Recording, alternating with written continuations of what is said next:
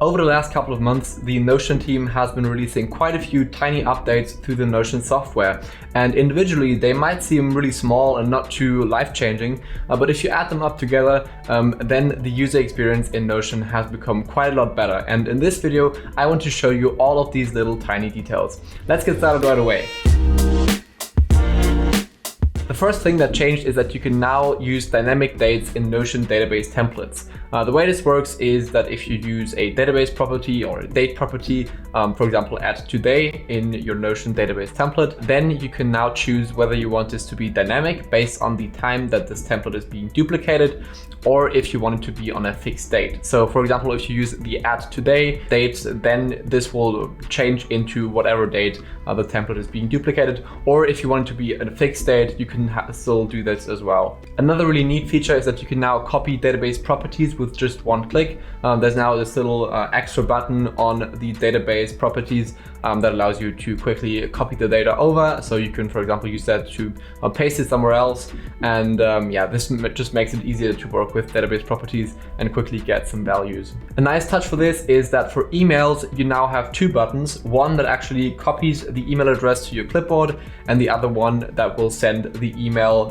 directly. So that will open up your email provider and will allow you to quickly send the email to this email address. One of the changes that I was really happy about is that you can now directly click on links in databases. So previously there was this little button in the corner which you would have to click on if you wanted to go to the actual web page that was being linked.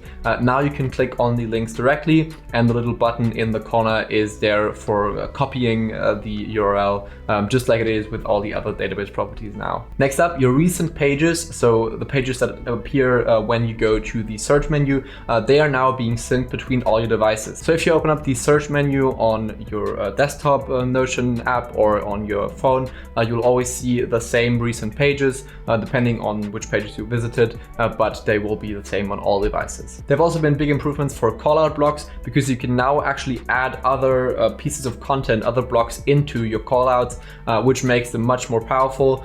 For example, you could use them to highlight a certain part of your documentation, to add a rich snippet that's important in some way.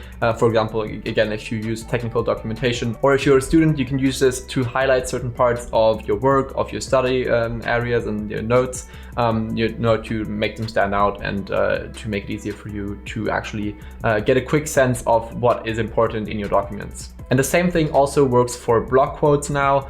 So you can also add other blocks of content to block quotes.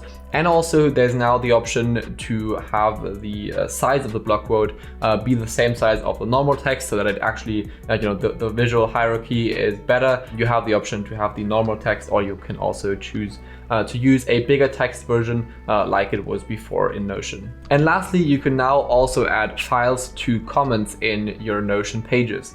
This is really helpful if you want to provide some visual feedback. If you use the comments in your team, and this way you can make your points better and quicker by being able to attach files there as well.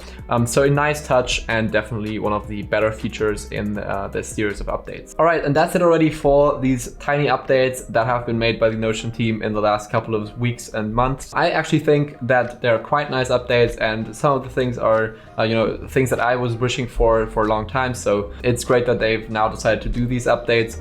And I'm also thinking that they are going to do bigger features in the future as well. I think they still have a lot of work to do with the Notion API, so I think they're pretty focused on that right now. But let me know what you actually think of these updates, and if there's anything you want to see as well in Notion, and maybe what your favorite of these updates was. Because for me, I think it was definitely being able to click on links. That's something that I was often running into this issue. And also having these rich callout and block quotes now is really helpful. So yeah, let me know in the comments down below, and I'll see you in the next video. Take care.